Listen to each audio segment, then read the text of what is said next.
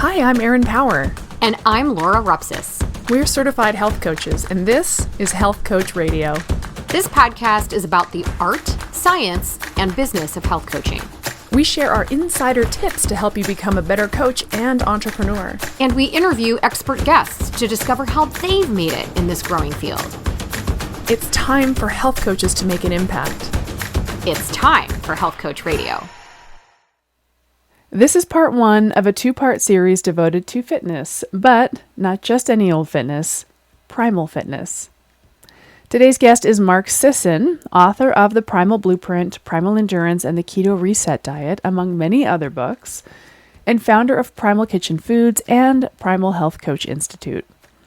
Mark was a world champion endurance athlete until he realized that the way he was feeding and treating his body was mismatched from what his human DNA was expecting, which kicked off his exploration into pertinent human diet, movement, and lifestyle inputs.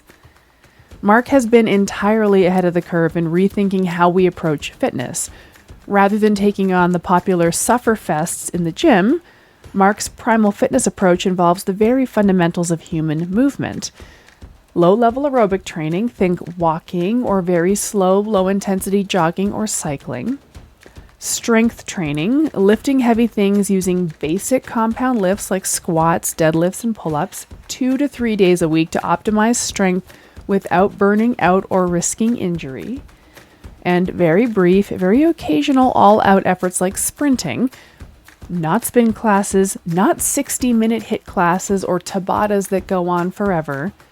Short, fast, and occasional. This cocktail of movement is the foundation of his Primal Fitness approach, with play and recovery layered in to keep the mental aspects of fitness light and enjoyable. All of this is presented in our newest course offering at Primal Health Coach Institute, the Primal Fitness Coach Certification course. You can become a fully trained Primal Fitness Coach, learning not only how to program Primal Fitness for your clients, but also how to coach and how to build your coaching business.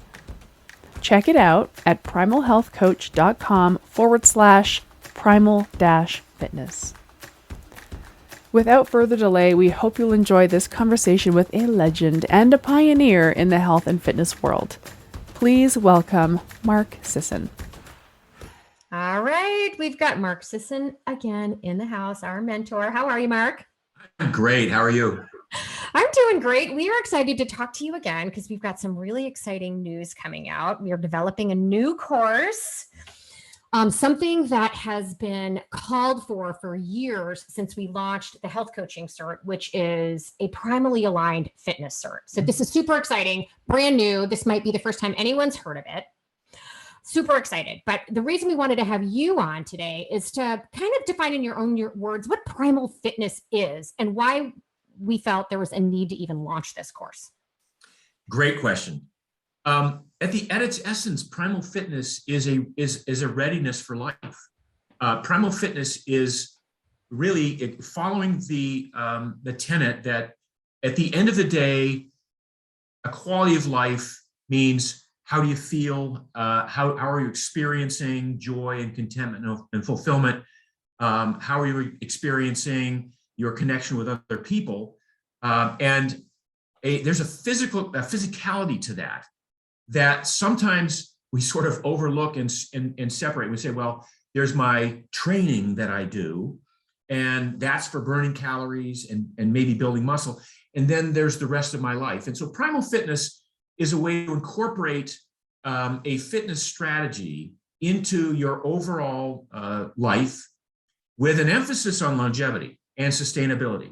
Again, if we talk about some of the programs, you see that there's an 8-week abs, and there's a 12-week booty program, and there's 6-minute whatever delts. I mean, all of these things sort of have a time element attached to them. And in reality, if you want to be fit for life, you've got to embody a lot of different areas of fitness, and not get so bogged down with just the strength. Like I have my strength training coach today, and then I have my endurance training coach, and then I have my stretching coach, and then I don't know about you, but my wife has, she likes to put all those things together. When in fact, what the Primal Fitness program and the strategy is, how do I move through space in the greatest, with the greatest amount of ease and grace and strength and power, but also in the greatest ranges of motion and planes of activity, all of which comes back to how am I centered, how am I grounded, what is my relationship with other people, how is my physicality expressing itself in play, in how I present myself to other people, in how I wake up in the morning rested and pain-free. All of these things are like tiny little individual elements, but the totality of them creates a quality of life that I think you can't get from other programs. You can't. CrossFit talked a lot about readiness for emergencies, right? You go into CrossFit and you got to be able to, bring your family out of a burning building, and you got to be able to, escape from the beast or whatever it is. This is more of a utilitarian, like everyday life. Like, how am I prepared for everyday life? How am I, moving through space and different ranges and planes of activity in a way that builds lean muscle mass, that builds metabolic flexibility, that gives me, again, the ability to go places that I want to go, not just when I'm in my 30s and 40s and 50s, but in my 60s and 70s. Like a quality of life when you're 80 is two elements, right? Do I have access to my thoughts, my cognition, my memories, and am I mobile? Am I able to go places and experience the world? Mm-hmm. So sorry to be so broad in this explanation, but you got me excited about it already. I'm excited too. I actually think you just coined a new term that we should quickly trademark, which is utilitarian fitness, right? Because functional fitness has really been, honestly, a bastardized term. Like, I was thinking about this when I was at the gym squatting the other day. How is a back squat functional? How is that actually a functional exercise? When do I ever carry things around on my back? I never do. Like a Zercher squat is actually something up front where I'm picking something up. I have to squat down, grab it in front of me, and pull it up is more utilitarian than a back squat. Right. But I love this idea of utilitarian fitness. It doesn't sound super sexy. The word utilitarian doesn't make my eyes like light up like stars, but like the human animal, I always tell my clients, like, we're an animal that moves. We're a moving animal. We move, we ambulate, we do stuff. We're a doing animal. And so something that really foolish almost in a sense, and I say this as like a 30-year fitness industry veteran, it's like, wow, just driving to the gym, putting this heavy thing on my back, and what is the utility of that at the end of the day? Right. So I love that utilitarian fitness. But you talked about we're bipedal, right? And we're one of very few animals that are actually bipedal. I mean, most animals have a tail that balances them, or four legs. And if you think about it, it's like bizarre, because we are basically a Segway, right? How is it we don't fall over every 5 minutes based on these tiny little feet, tiny pedestals that we have, that we're, again, moving through time and space and balancing and climbing stairs and sidestepping and doing all the things that we do? How is it that we can, how do we do that? First of all, how are we wired to do that? But then the question is, how do we maximize that? How do we optimize that unique bipedalism that we have? And part of this Primal Fitness strategy is, again, it encompasses, for instance, balance. Like if you're in your later years and you don't have good balance, that's how you fall and break a hip, right? If you're in your later years and you haven't done enough weight-bearing activity, when you do fall and break a hip because you don't have balance, you break a hip because you don't have the bone density that you were going to create through this utilitarian fitness strategy that would ensure you had the right amount of bone density to get you through life. So all this thing, it all comes back to this sense of of a complete picture of a complete life. That, look, we're the best in the world at dietary advice and dietary guidance, I should say.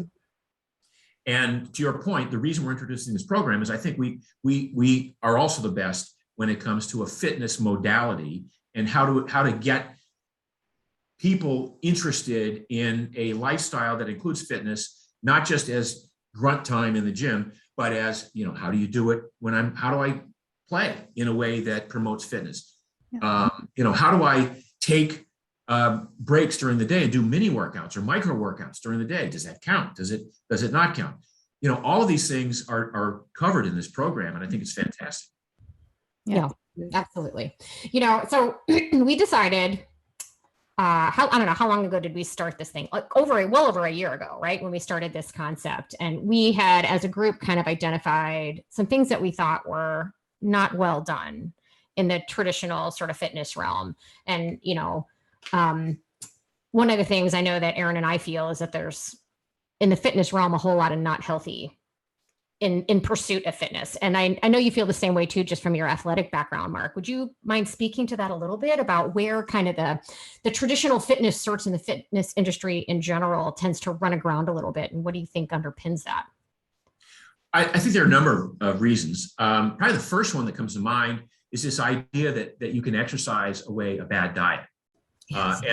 And that most exercise revolves around the number of calories that you burn.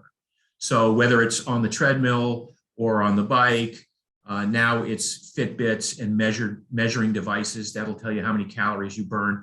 I mean, I play ultimate frisbee once a week with my buddies out in Malibu, and the guys wear their Fitbit, and they'll tell me at the end of our game, geez, I burned 1,400 calories. So I'm like, you did not burn 1,400 calories. There's no way you burned 1,400. And by the way, none of that matters, because if you're using exercise, for instance, and this is what the industry has done, as a means of losing weight, you are barking up the wrong tree. It is totally unsustainable. Even the Biggest Loser back in the day, and Jillian Michaels, they burned 6,000 calories a day. Well, maybe they did for a day or two, and then the exhaustion hits you, right? So the idea of exercise as a weight loss strategy is completely misdirected. Exercise and a fitness strategy, again, is about sustainability. It's about preparing yourself to live a long, mobile, flexible life. And so the calorie part of it is the first thing that comes to mind. Then there's the strength part, right? And you're talking, Aaron, you're talking about, doing squats, doing back squats in the gym. And what's the functionality of that? Well, it certainly looks good on the booty, and it looks good, on the ground. And it's so if you're a bodybuilder, yes, maybe that's something you want to do, but bodybuilding comes with a price. It comes at a price. When you want to put on an excessive amount of mass, which, for instance, bodybuilder would say, look, I just, I'm a 175-pound guy. I want to get up to 225 pounds just lifting weights and eating right. There's a huge cost to that. And I'm not going to say don't do it, but what I'm going to say is the cost of doing that, and it's focused and it's specific and it's directed, and you can maybe do that with the assistance of a little bit of steroids. But the cost is going to be mobility, agility, balance, probably some amount of body composition from fat burning that you wouldn't otherwise get through just lifting weights. So the other part of this, I think over the years, we've looked at, well, when I go to the gym, I'm building lean muscle mass. And I heard from Mark Sisson that lean muscle mass is such a critical component of longevity. So I'm focusing on just building my muscles now and getting stronger and just building muscles. Well, it's a component, but there's a balance. There's a point at which the muscle mass must coincide with the endurance capacity, must coincide with the ability to wake up in the morning and not be sore. I cannot tell you what a revelation that has been to me, to be able to wake up in the morning and not limp for the first 10 minutes until my body warms up and until it gets into the mode, right? So much of fitness over the past few decades has kind of been at the extremes of like, let's burn a lot of calories, let's do high intensity stuff, let's, if no pain, no gain, let's go all in, and you've seen it through over the years with different trainers trying to convince you to do it in a different way, but the end result is the same. You're doing too much of one thing and not enough of the other. Now, if you're an athlete, if you're a competitive athlete, maybe the too much of one thing works for you in this time, in particular time. But my history as a competitive athlete was the fitter I got, the sicker I became. And I wrote a book in 1981, and it was basically the Runner's World Triathlon Training book. And my premise in that book was I drew a graph, and I had these two lines of health and fitness. And as health and fitness they went up together. But there was a point at which the more work you did, when you got fitter and fitter, then the health would tail off. And you would see that in elite athletes to this day around the world, that there's a cost to being extremely fit. And it doesn't just happen with elite athletes. It happens with housewives doing CrossFit. It happens with, bros in the gym trying to, put on muscle mass. And I'm not casting aspersions on that as much as I'm saying, I feel like, again, for life, for longevity, for mobility, for strength and utility, there's a better way. I'm going to keep going here because I got just one more thought, which is I think I've dialed in my estimation, the best application for me in the last couple of months. I do a fat bike ride on the beach. It's legs, it's on the sand, it's cardio all the way. So it's basically like a leg day and a cardio day. It's fun because I usually go with somebody else and work. It's not like fun like playing a game, but it's fun. I do at least one stand-up paddle a day. It's a different kind of cardio. It's upper body. Yeah, I'm twisting and torquing. I'm getting range of motion stuff. I lift weights twice a week, full body stuff. I play ultimate frisbee once a week. It's a game. And my body has kind of arrived at this state where it's prepared for anything. I can sprint, I can go a long distance, I can lift heavy things, I can move through time and space, I can change direction on the frisbee field. And it's like, I want that for everybody. Now, you don't have to do all the shit that I do to get there, but it's the plugging in of the different component parts in a way that is suitable for that individual. And that's where the coach is going to come in, right? That's where the coach can say, here's how we craft a strategy that sort of compares to what Mark is trying to achieve in his life with strength and endurance and mobility and fun. Yes. Yeah. Good point. So it's, Mark Sisson is riding a fat bike and doing a stand-up paddle every day. That must be the formula for fitness and longevity. No, we can extrapolate that. And the coach comes into, honestly, a big part of coaching is running brainstorming sessions with clients, and I think this is going to be really novel in the fitness training space, the idea of the fitness coach. It's weird that it's novel, but literally leading a brainstorming session, what feels like a fun way for you to get a lower body / cardiovascular workout, something equivalent to a fat bike. But it was interesting when you took us through your current fitness routine, which is really working for you. It sounds awesome. Sounds really fun. It doesn't sound super time consuming. And I think one of the questions I have for you, just your opinion on how much time, I know this is a really vague question, but how much time should a person be spending exercising? And I want to just add a little caveat because I've been talking to my clients about exercise versus like non-exercise activity. And I think there's a really important distinction to be made there. We double down on exercise, but then we just kind of sit on the couch otherwise. So there's like that lack of activity is kind of a scourge, I think, that needs to be solved as well. But do you think if we're talking about strength training, we're talking about mobility, we're talking about micro workouts, maybe some accessory work, some balance, some foam rolling, and like there's so many things we could do. How time consuming does this have to be just to be optimally healthy? Yeah, so it doesn't have to be time consuming. It can be time consuming. And if you want it to be time consuming and you have the means and the time, then, the foam rolling and the yoga in addition, and the plyo and the Bosu and all of the other work you want to do, provided it's not high intensity stuff, is all allowed and invited and encouraged. What's the minimum effective dose, which is the big question. Again, it's context. So if I have the time, I'll walk to do errands. Like walking has re-entered my life as one of my favorite things to do, knowing that I'm contributing to my mobility, and I do it in minimalist shoes, for instance. So I'm literally rejoicing in the fact that I'm getting foot mobility, ankle mobility, the small muscles of the feet are working.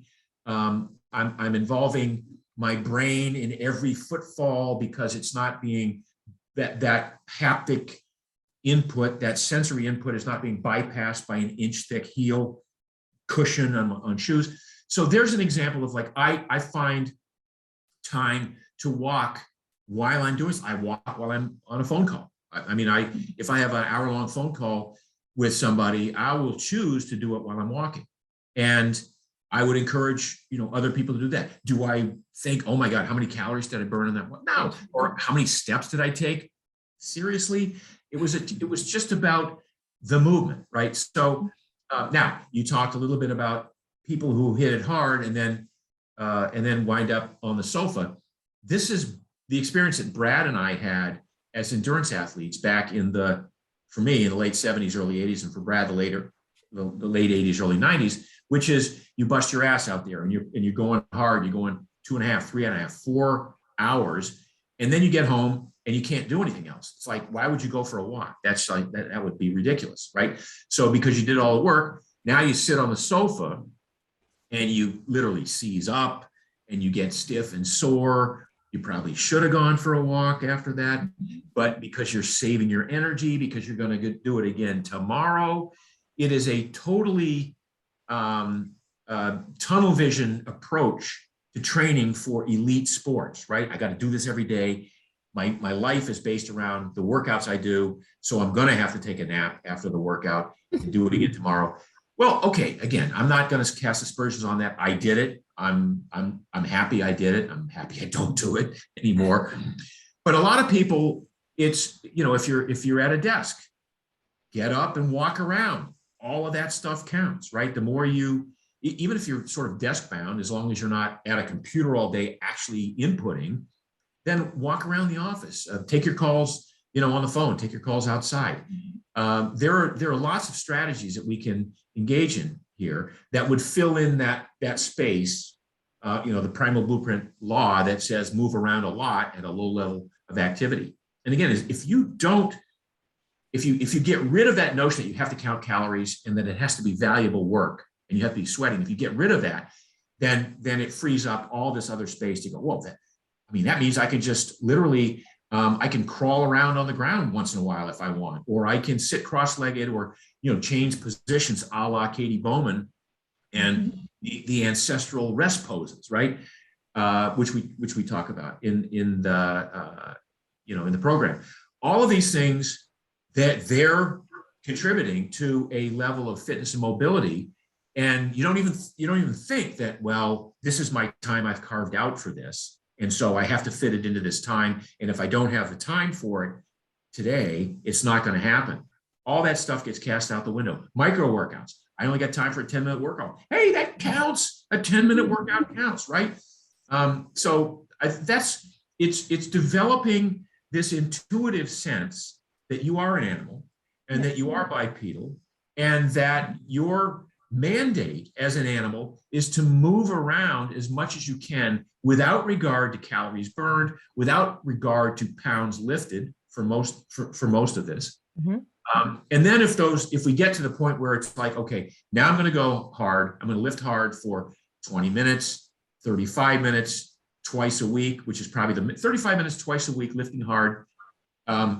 It'd be like a minimum effective dose. Mm-hmm. And if you fill in the space with everything else, with lots of movement, you're good. And if you sprint once a week, I'm not talking about going down to the track and lining up against Usain Bolt. I'm talking about maybe it's running on the grass, maybe it's running on the sand, maybe it's running in the water, in the pool. Mm-hmm. Maybe it's on an elliptical machine, maybe it's on a bike, maybe it's swimming.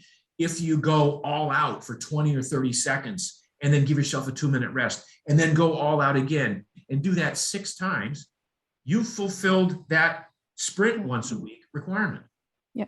I want to just finish my circle back and just kind of wrap that up, because I love how you juxtaposed your experience of walking in your minimalist shoes and the elegance of that biomechanical beautifuln's that makes the human animal that bipedal miracle, to the suffer session at the gym that you're just on the couch like a blob trying to recover. Like, it's so inelegant, right? In comparison. And but the suffer culture is so strong. And I think one of the things we'll be up against in this course is, how can we make stuff like that sexy? Because it doesn't sound as sexy as the crush sesh that kills you. It's like the old adage, like, you hit your head with a hammer enough times, it hurts like hell, but it sure feels good when you stop, right? And that's kind of what people are doing in the gym. It's like, I crushed my workout today. I almost threw up. There was a bucket right next to me. It was leg day, but now I get to go home and rejoice and be proud of myself for having, come face to face with God in the gym. Okay, but if that's how you live the rest of your life too, like you only appreciate the good moments because of the pain of the bad moments, that's a horrible way to think about living your life. Why can't you enjoy life and enjoy the workout and then get home and enjoy that, having done that, without feeling like it's only valuable if it hurt and I almost threw up and I almost gave up, but I grunted my way through it, and now I'm a better person for it. That's the old mantra. And again, if you're competing at the elite level, maybe that's how it works. But if you're not competing at the elite level and you're competing at the life level, like, how do I maintain a strong, lean, fit, happy, healthy, productive, loving body at an ideal body composition for the rest of my life? This is what we're talking about with Primal Fitness. Yep.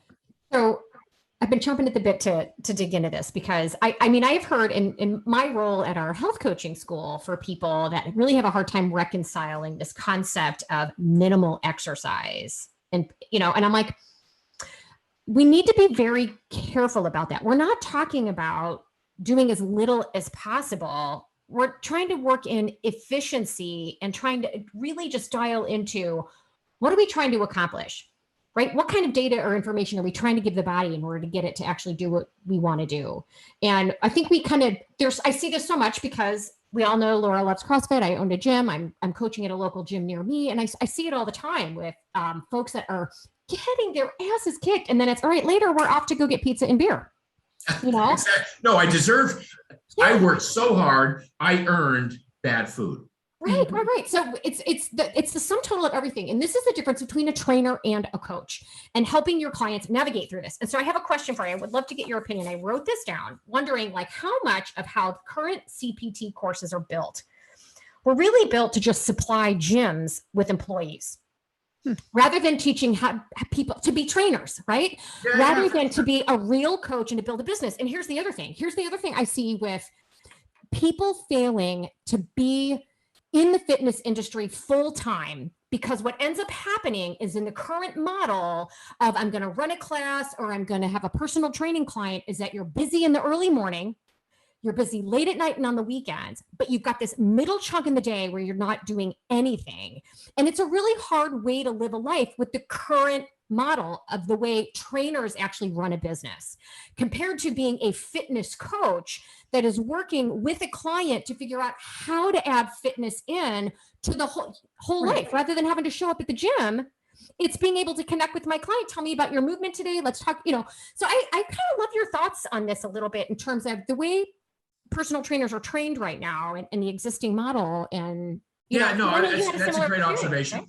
That's a great observation. And I've complained to you about it, that my years as a personal trainer back in the 80s, right? I was one of the few guys making $100 an hour training people in the 80s. But my clients were people who had to go to work to earn that money. And so I trained at 5, 6, and 7 a.m. and then 5, 6, and 7 p.m. to get those clients, because they were busy working the rest of the day. So that's the exact lifestyle that you're talking about. And I couldn't, that was not sustainable No. as a trainer, even if I was giving advice and a coach. As a coach, you have the luxury of all that time in between. You don't have to be at the gym to be a coach. You could be, again, tell me about your movement today. And you know what to do. We've already spent time in the gym, and I don't need to be there counting reps for you. Tell me about your movement. Tell me about what you ate. Tell me how you're feeling. Tell me what's standing in the way of what we talked about. I mean, whatever you need to do, you can do that between the hours of 8 a.m. and 5 p.m. as a coach, right? Now, the current model, you're right, for a trainer is, look, you're in the gym, so I got to count reps. And I, as a client, I'm paying you to count reps. That's right. We're in the gym. So, we can talk a little bit about food, but if we talk about food during my hour that I'm paying you to count reps, then that's taken away from my rep time. And it's kind of, and like you say, and then people will leave and say, well, I'm going to go, I did my 9 o'clock workout and now I'm going to go have pizza and beer, for lunch. I don't know how often that happens, but it's certainly a likely scenario that without the totality, without the universality of the thought process around what it takes to be primally fit, primally healthy, if you just focus in one area, you as a trainer are sort of you're doing a disservice to your client in some regards. Right. I actually love where we're going with this conversation and this is, again, not to disparage personal trainers or any aspect of that model, but what we're trying to talk through is, how does coaching fit into this model? And then to Laura's point and your point, Mark, how does this help to build out the work week for a fitness professional so they don't have these periods of dead air where there's no clients physically in the gym? Right. So if we go back to your minimum effective dose of 2 strength sessions a week, great. That's a programmed strength program that involves sets and reps, and the trainer can deliver that to the client. But then you have this coaching relationship that says, okay, let's talk about how many walks you're going to get in this week. Let's talk about getting you doing some mobility work. I know you have long days at work. Let's work on your sitting posture. And these are all other movement practices that are outside of the gym that the client needs to master anyway if they do want longevity and health in their body for a long time. That doesn't involve you counting reps. And in fact, if you can coach them to be self-efficacious about watching their own posture and doing their own mobility work in their own downtime, rather than them having to be physically in your presence at a gym, that's a life-changing, that's transformational. Yeah. I mean, I've hired trainers, and I will say I got great results for them, probably because I was accountable to them. It's like, I got to go to the gym because I paid for that. And sure, I built lots of strength and muscle, but I probably could have done that myself. I just wouldn't. So I like personal training. I like that model of facilitated strength training, but there's so many other aspects to health from a longevity standpoint that the fitness coach can now coach their clients into, and you don't have to physically be in presence with them. This is a coaching call. So I love the model of, let's have 2 in-person sessions a week and 1 coaching call a week. This is the part that, like, why can't a fitness coach be having a coaching call, much like I'm having with my nutrition clients? I have a coaching call once a week with every client, and we talk through what's going on this week. What were your struggles from last week? What are your barriers? What can we do to overcome them? What do you want to put on the agenda for this week? And I see no reason why the fitness industry can't have these same conversations.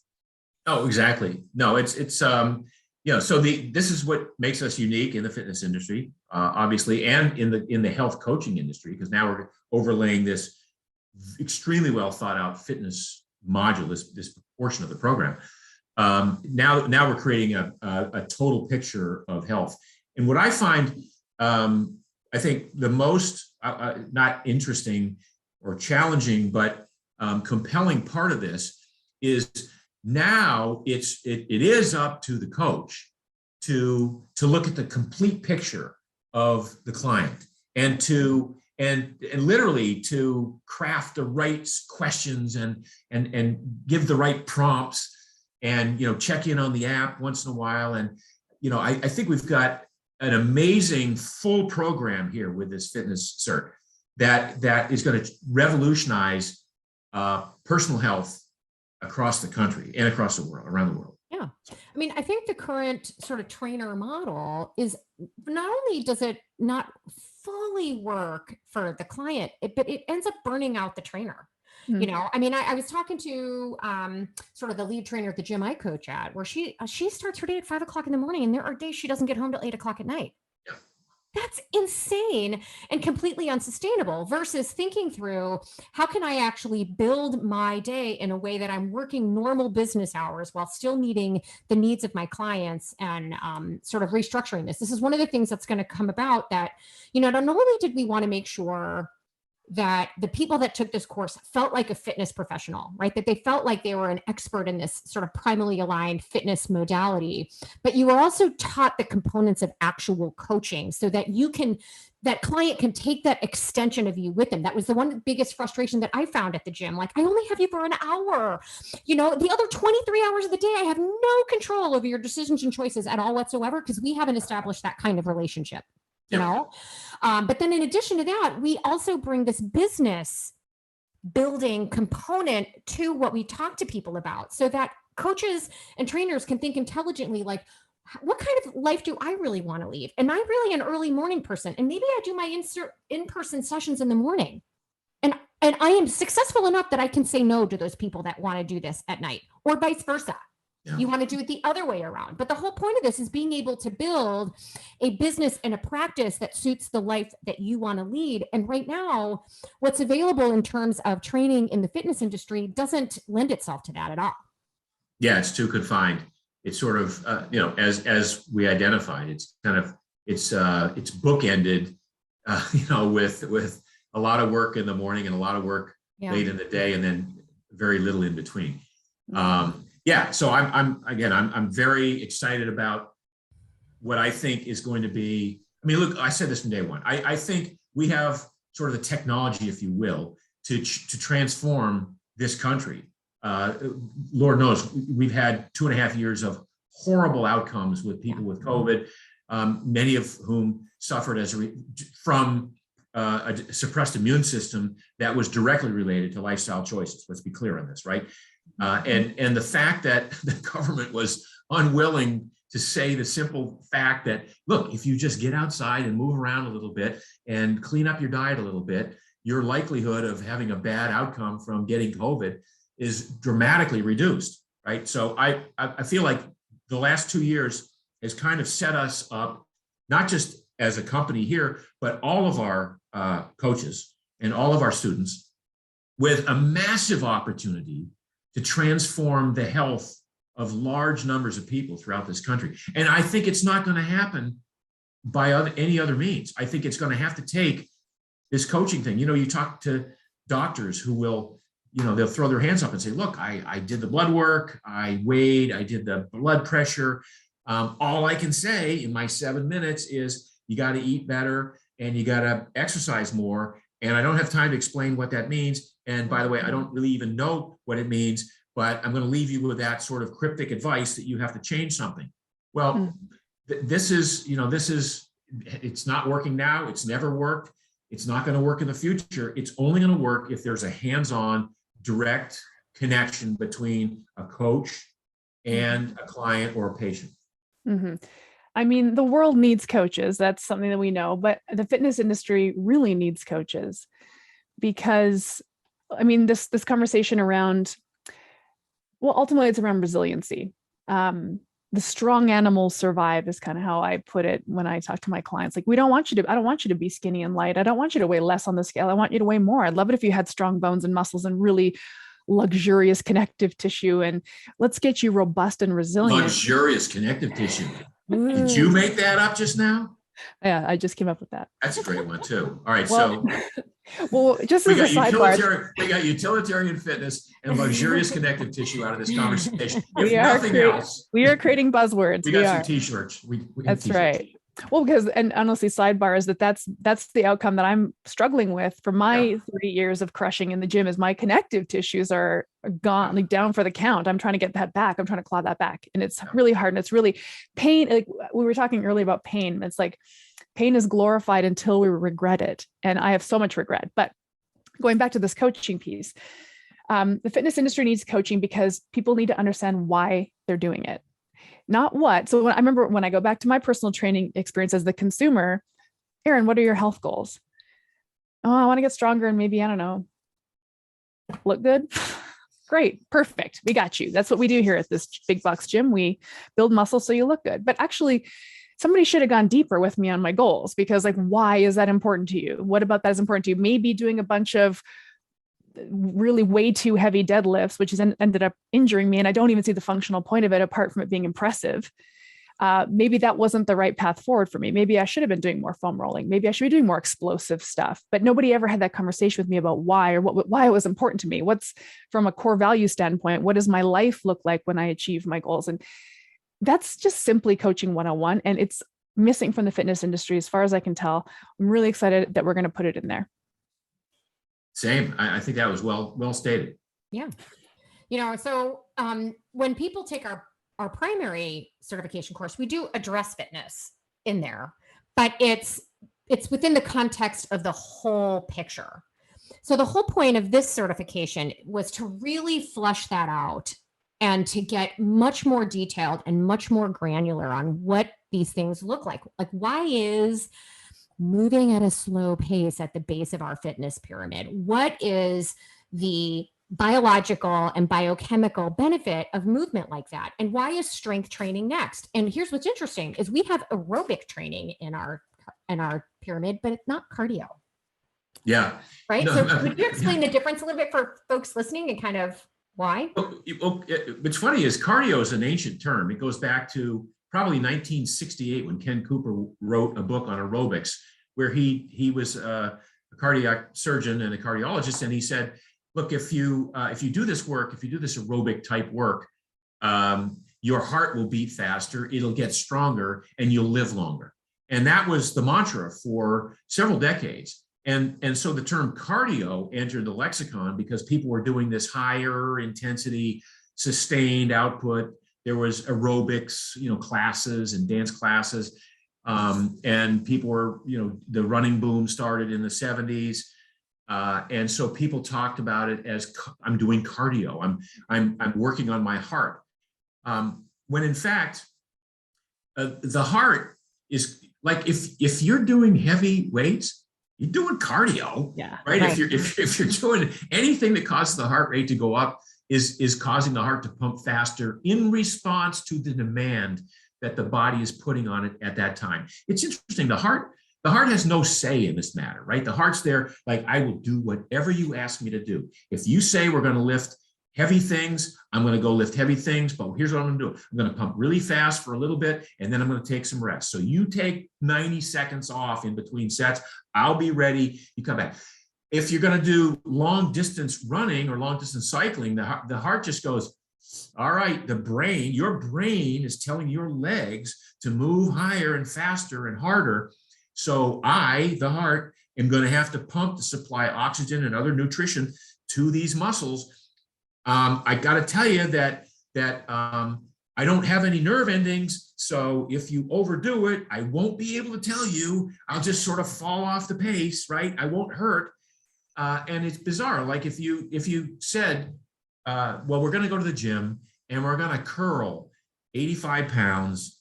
We're going to do 12 sets of 10 reps every day for the next 20 years. That your biceps are going to go, are you kidding me? We can't do that. And yet the heart's going to go, yeah, whatever. I can't tell you to stop. I can't. So we will ourselves to dig deep, to override all of the sensations that want us to stop, because it's basically inhuman inhumane, but inhuman to keep going and train that hard. Like our ancestors would never have trained that hard. They would have said, are you kidding? Like, save your energy, man. Save it for when you really need it to run away fast. So cardio it usurped all of the aerobic and other greater ancillary benefits, and it became cardio. I'm doing cardio. I'm working on my heart. I'm here to tell you today, I did so much cardio that I take medications for my heart because I screwed my heart up doing exactly what I just described, running it up to max 4 or 5 times a week, sometimes for 3 minutes at a time, sometimes for 20 minutes at a time. I have an enlarged left ventricle. It's not life-threatening, but it's annoying because I get skip beats and stuff like that because I overdid it. And the whole time it was cardio. Well, a lot of good. Cardio means heart. My heart is messed up because of that. Now, aerobic. Aerobic is the ability of your body to put oxygen through and combust fat in an efficient, effective manner. Aerobic has a connotation of metabolic flexibility. Aerobic has the connotation of increasing what we call capillary perfusion, the ability of your muscles to grow literally more capillaries to supply them more energy and more oxygen. Aerobic has the ability to create more mitochondria. We call it mitochondrial biogenesis, where these little factories that burn the fat in the muscle cells increase in number. And oh, by the way, mitochondria has its own DNA. And so they become more efficient. Even the ones that you had before become more efficient. So aerobic is a much more gentle term. It's a much more gentle approach to this. It's much more defined. Cardio seems to be everything from aerobic up through high intensity. Aerobic is this narrow range of things. We like to use 180 minus your age as sort of a templated starting point, above which it's no longer aerobic. Now it's cardio, and now it's got that, that potential to be in a black hole of training where there's no benefit other than hurting yourself and feeling good about having struggled and suffered through a workout. So I like the fact that we make this distinction between the old cardio terminology and the true intention of this type of training, which is aerobic. Yeah, I love learning from you. Every time you teach us something, I'm just like, Mark says it's so good. But I'm running a group program right now, 30-day group program, and every single day they learn a new concept, and they learned the aerobic exercise concept a few days ago. And I had to admit that I used to teach aerobics. I was an aerobics instructor since I was 18 years old. Why does that not surprise me, Erin? Did you wear the leggings, the leg warmers, and all that stuff? Yeah, I did. There was literally nothing aerobic about those workouts. They were flat out for an hour. But anyway, I've described. I love that you brought in the mitochondrial biogenesis piece, because I describe aerobic exercise as being metabolically important, and cardio in the traditional sense as being metabolically confusing. Your body is like, what is that? What fresh hell are we doing? But what's interesting about the mitochondria piece is that, think about it. We go to the gym, or these workouts exist to burn fat. Well, I'm sorry, you're not going to burn fat unless you have the machinery online to actually biologically do that. So you can go do all the fat burning workouts you think you're doing, but if you're not literally burning fat in the cells via mitochondria, it's a non-starter. Like I love this idea of reframing fat burning. I think it's a little confusing for the end consumer, but doubling down on the benefits of aerobic exercise is a good place to start. So there again is an opportunity for a coach to step into their sort of teacher role and help their clients understand why certain types of movement are incredibly metabolically important. And maybe some of the stuff you've been led to believe is a little metabolically confusing, and there's no judgment. No, I agree. I think that the idea to impart that sort of intuitive concept to your client and say, look, the idea behind aerobic activity is to refine the fat burning machinery that you started to build with your diet. Like, much of your fat burning ability happens as a result of how you structure your diet. But once you've done that, now you move into this aerobic phase, if you will, and understand that the good news is, like, you don't even have to work that hard to be aerobic. Right. You don't have to hurt, and you don't have to struggle, and you don't have to be in that black hole of sweating and struggling and suffering. And this is some of the kickback I get from people when you say, look, I know you can race at 175 beats a minute. You can do a 10K at 175 beats a minute. You're 40 years old. But here's the thing. I bet you're a sugar burner. I bet you're great at burning sugar. And I bet not much of your energy is coming from fat, which, if you're okay with that, that's fine. But if we were to able to refine your machinery and build a metabolic machinery to burn more fat, wouldn't you feel like, first of all, I'm generating all this energy when I'm doing nothing? I'm extracting much of my energy from my own stored body fat, so I'm achieving this body composition.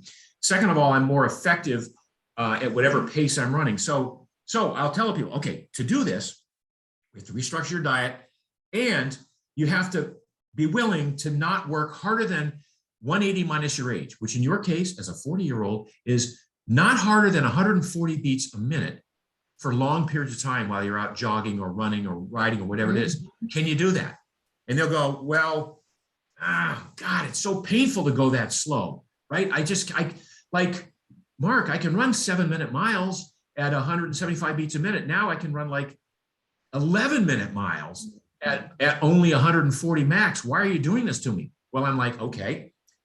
The fact that you can only run 11-minute miles at the aerobic limit, at your aerobic limit, means you suck at burning fat. I'm sorry, you suck at burning fat. Let's make you better at burning fat. And here's the strategy. And it's going to be, it's not going to be painful. It's going to be comfortable. It's going to be painful with your brain because you know you can run faster. But if I said, just run more minutes, run longer, whatever you got to do. But then you find that those 11-minute miles after a couple of weeks become 10-minute miles. Hey, at 140 beats a minute, now I'm running 10-minute miles. And then it's 9, literally. And then it's 8.5. My goodness, at 140 beats a minute, now I'm running 7.5, 8-minute miles. Okay, now I will tell that person, okay, now we're going to layer back in some of the high intensity stuff so that when you do get into that 10K race, now instead of running 7:30s at 175 beats a minute, you can still run your race at 175 beats a minute, but now you'll be running 6:45s because you're getting so much more energy from your fat. And it's trying to, and by the way, I'm just talking about people who are competing in 10Ks. This applies to anybody, across the board who wants to get good at burning fat. Right? But this idea that I gotta be sweating hard and I gotta not be able to talk while I'm doing this because I gotta be in that zone, which they used to call the fat burning zone, and it's not. It's almost the opposite. Like it turns off fat burning, and now you're burning you're burning glycogen and carbs, which the end result of which is you get home and you're hungry, and your body says, "Hey, man, we got to eat a lot of carbs to replace all the carbs that we burned, and all the fat that we didn't burn is still there." Right. So anyway, sorry I got carried away with it. No, that's so important though. I was running a group program too, and there were a couple people in there that were avid runners. And one woman in particular has the same problem I have. I don't care how slow I am when I'm running. I cannot keep my heart rate where it needs to be. The only way I could do that is on a bike or on a rower. There's something about running. But then again, I haven't really cared enough to train, to be completely fair. But how would you, for someone for whom that's really important, someone who is telling me she really loves to run and she wants to be able to run, What would you recommend she do to get there? Okay, so the 180 minus your age is a general template. Maybe she's one of those people who, maybe it's a 10 beats per minute higher number for her. And the litmus test on her would be, can you carry on a conversation while you're running without having to catch your breath to keep the conversation? But if you can carry on an easy conversation, and you can do that, like literally go in the gym on a treadmill and set it at 2% elevation, because that's about equivalent to being flat on the ground, and test it out in the gym and see what that looks like while you're, and carry on to give a monologue while you're doing it. And if you can do it easily, even at 5 beats higher than 140 minus your age, then go for it, right? It's not about that number as much as it's about that concept of like, at what point am I running out of breath? At what point am I unable to supply enough oxygen to just burn fat? Because if I'm having to catch up on my oxygen, then my lactate levels are rising, and that means I'm burning more glycogen, and that means I'm exiting that purely aerobic zone and getting into that, okay, let's call it cardio zone, right? That black hole of training. Yeah. I love it. I know your time is precious here. We only have a few more minutes with you, but I think that we're getting excited because Primal Fitness is really exciting for us because it's so unconventional. It really is kind of flipping some of the conventional wisdom on its head about suffer and grind, hustle, kill yourself, no pain, no gain culture. So we've talked about this aerobic base. We've talked about strength training, minimum effective dose. These all-out efforts. Sprinting is a component, and then play is another component. You described that you have all these fun movements that you do throughout the day. Also in the course, I'll just mention that we have things like intentional recovery exercise days, which by the way, why aren't trainers doing that? Why aren't trainers coaching a recovery workout? Right. And also the nervous system piece.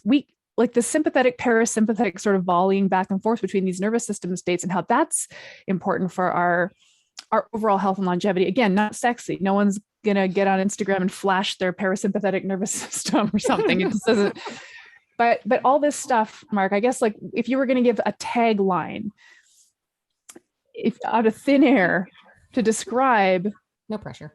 yeah, no pressure, just create a tagline real quick. As a sort of a parting thought, what is the unique attribute of primal fitness that the world needs? I mean, it's a complete human-based lifestyle fitness program. Yeah. So, give me more time to think about that, but I'm going to leave you with that. That's good. Well, Fitness for life. Yeah, fitness for life. So I think this is appropriate for current CPTs that need to be reminded about why they're in this business. And they're going to have far more clients that are much more interested in fitness as a lifestyle than fitness in just the gym. And this course is going to give you the ability to figure out how to bridge that from a business perspective.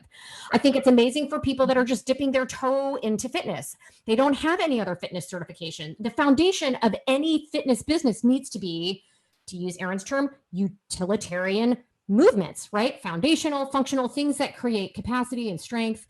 So it'll be great for new people. It's going to be great for folks that work with ex-athletes that have done a lot of damage and they need to actually rewind it, or even current athletes that need to be reminded that sport is sport. Yeah. But fitness and health and longevity are different. And you need to be able to balance the two. So when we were building this program, we had that in mind. We wanted it to be important and relevant to anyone that wants to work in this space. And I just think that the blueprint of the Primal sort of Blueprint Fitness serves all those needs. So I love it. Absolutely. 100%. Awesome. All right. Thank you, Mark, thank you so much. As Always always. a pleasure. All right, ladies. Bye. Bye-bye. Okay. This podcast was brought to you by Primal Health Coach Institute. To learn more about how to become a successful health coach, get in touch with us by visiting primalhealthcoach.com/call. Or if you're already a successful health coach, practitioner, influencer, or thought leader with a thriving business and an interesting story, we'd love to hear from you. Connect with us at hello@primalhealthcoach.com and let us know why we need to interview you for Health Coach Radio. Thanks for listening.